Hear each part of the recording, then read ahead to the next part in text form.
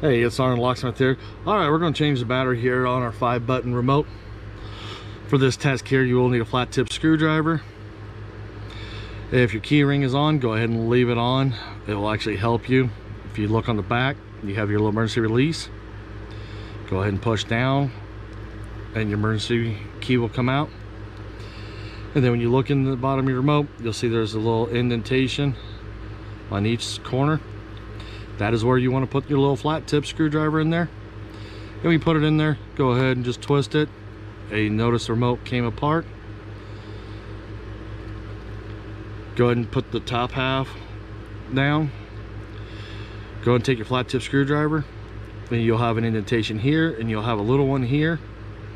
You can try going here, but you have to put pressure. The easiest part we found is right here where there's the opening. And all you need to do is just get the corner of the screwdriver in there and lift your battery out. And your battery's out. This calls for a CR2032 battery. Go ahead and take your battery, slide it back in. Positive side down. Where we're using the same battery on here, because these are new remotes we're using for these demos. I like to turn around and leave the front part of the remote down, that way the buttons stay where they're at. Then I like to put the back half on here like so. Squeeze it and you'll hear it snap. Go and put your emergency blade back in, and there you go, you've just changed your battery.